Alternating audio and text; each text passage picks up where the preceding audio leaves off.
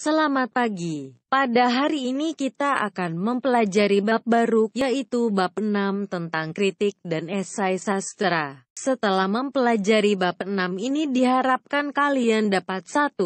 Membandingkan kritik dan esai sastra dari aspek pengetahuan dan pandangan penulis. 2.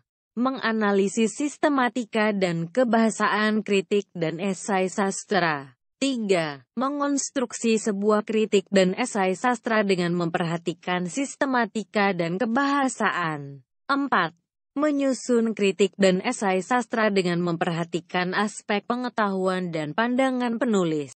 Perhatikan, sebelum memulai pembelajaran hari ini tentang kritik sastra dan esai sastra, silakan dibaca terlebih dahulu dua teks berikut. Sambil membaca silakan kalian tuliskan. Halo, apa yang kalian baca? Inti bacaan?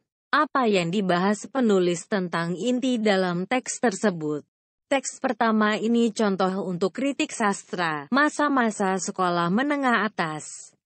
Pada zaman sekarang, memang banyak karya sastra yang berupa novel yang bertemakan percintaan. Sebut saja salah satu novel yang populer di kalangan masyarakat, khususnya remaja Bandung, yaitu Dilan 1990, yang ditulis oleh P.D. Baik.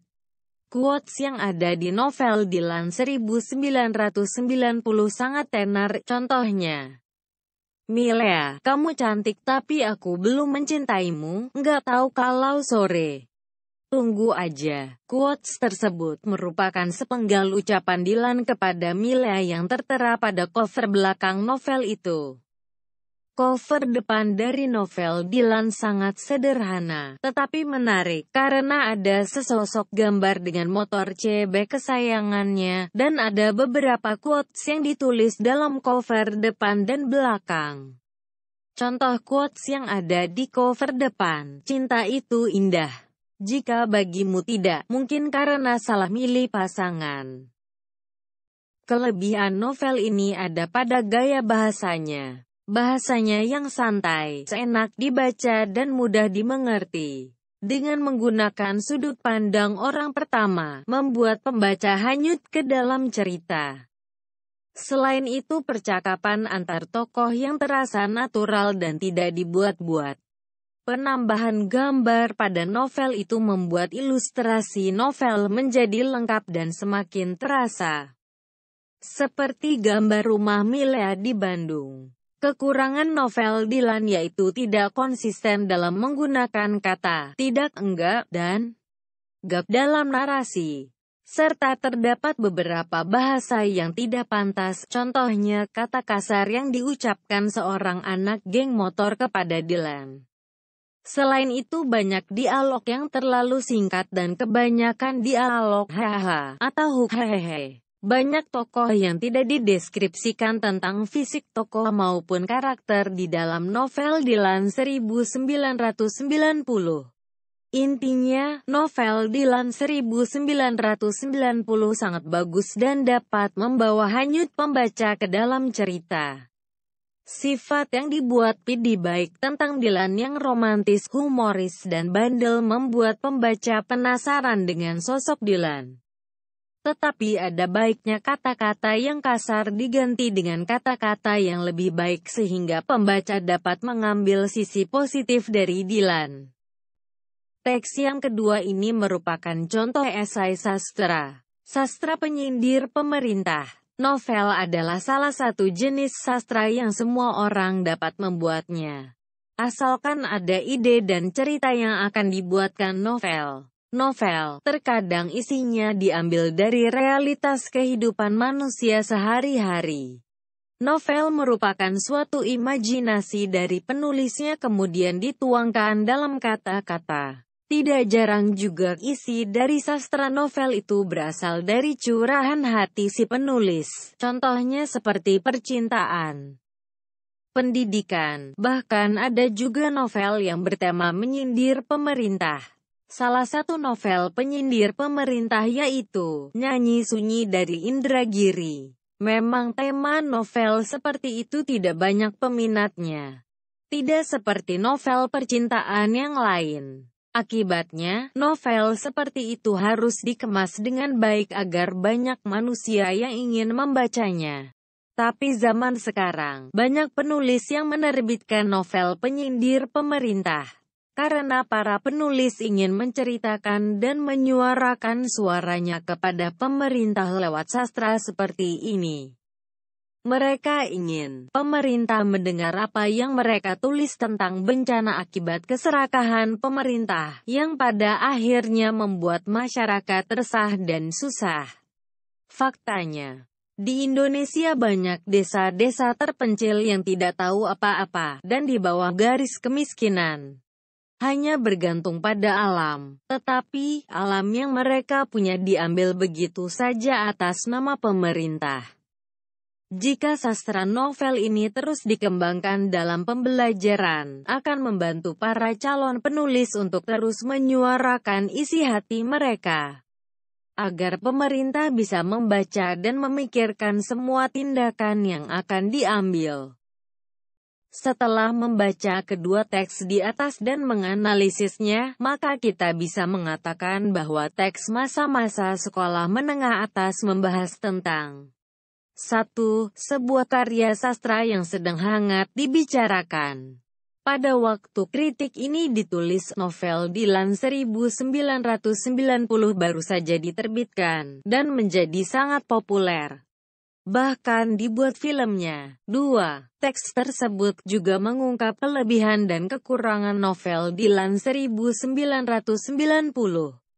Dan yang ketiga, ada pendapat atau opini dan saran dari penulis. Opini dan saran itu tentunya berdasar teori yang ada. Sedangkan untuk teks kedua, yaitu sastra penyindir pemerintah, membahas tentang 1. Sesuatu yang berkaitan dengan sastra, tetapi tetap berdasarkan fakta yang ada. 2. Berisi opini penulis tentang sesuatu, apa yang ditulisnya. Dan 3. Opini penulis itu tidak berdasar teori tertentu. Kalau kalian ingin tahu lebih banyak tentang kritik dan esai sastra, kalian bisa membaca contoh lain. Untuk contoh kritik sastra, silakan buka buku Cerdas Berbahasa Indonesia untuk kelas 12. Halaman 184. Di halaman itu ada contoh kritik sastra berjudul Menebus Dosa, Amanda Tukmajoindo oleh Eka Kurniawan disertai dengan penjelasan singkat. Sedangkan untuk contoh esai, silakan buka buku Cerdas Berbahasa Indonesia untuk kelas 12 halaman 185. Di halaman tersebut ada esai berjudul Origami oleh Gunawan Muhammad disertai penjelasan singkat. Berdasarkan contoh teks kritik dan esai sastra di atas, serta pembahasannya, maka dapat dikatakan bahwa kritik sastra adalah bidang studi sastra untuk menghakimi karya sastra, untuk memberi penilaian dan keputusan mengenai bermutu atau tidaknya suatu karya sastra yang sedang dihadapi kritikus. Kritikus itu sebutan untuk penulis kritik sastra. Di Indonesia ada beberapa kritikus. Yang paling terkenal adalah H.B. Yasin. Beliau disebut sebagai Bapak Kritikus Sastra Indonesia. Kritikus lainnya adalah A.T.U. kemudian Bun Umaryati, Gunawan Muhammad, Sapardi Djoko Damono, Sitor Situmorang, dan masih banyak lagi yang lain. Tulisan para kritikus ini biasanya diterbitkan di majalah-majalah sastra, seperti Siasat, Mimbar Indonesia, Bases, dan Horizon. Tetapi ada juga yang diterbitkan di Kompas dan Sinar Harapan. Sedangkan esai sastra adalah karangan yang berisi kupasan atau tinjauan tentang suatu pokok masalah yang berkaitan dengan ilmu pengetahuan, pendapat, atau ideologi, yang disusun secara populer berdasarkan sudut pandang pribadi penulisnya, atau bisa dikatakan bersifat subjektif.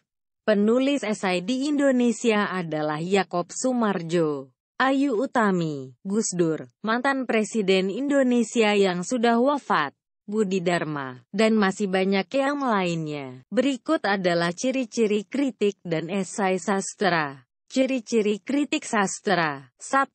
Memberikan tanggapan terhadap objek kajian, yaitu hasil karya sastra. 2. Memberikan pertimbangan baik dan buruknya sebuah karya sastra. 3. Bersifat objektif, apa adanya. Kalau baik dikatakan baik, kalau tidak sesuai teorinya dikatakan tidak baik. 4. Memberikan solusi atau kritik konstruktif, maksudnya kritik yang sifatnya membangun. 5. Tidak menduga-duga, semuanya pasti, karena didasarkan pada teori yang ada. 6. Memaparkan penilaian pribadi tanpa memuat ide-ide.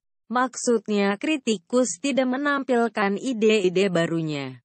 Sedangkan ciri-ciri esai sastra adalah 1. Merupakan prosa, artinya dalam bentuk komunikasi tertulis berisi gagasan. 2. Singkat, maksudnya dapat dibaca dengan santai dalam waktu yang relatif singkat. 3. Memiliki ciri khas. Seorang penulis esai yang baik memiliki karakter tulisan yang khas, yang membedakannya dengan tulisan esai orang lain. 4. Selalu tidak utuh. Artinya penulis memilih segi-segi yang penting dan menarik dari objek dan subjek yang hendak ditulis. 5. Bersifat subjektif, menyampaikan opini pribadi penulisnya. Setelah kalian paham tentang kritik dan esai, silakan buka buku Cerdas Berbahasa Indonesia untuk kelas 12 halaman 189 dan bacalah teks yang berjudul TEU tahun 1921 sampai tahun 2012. Setelah selesai membaca silakan kerjakan kegiatan kelompok 1 secara berkelompok.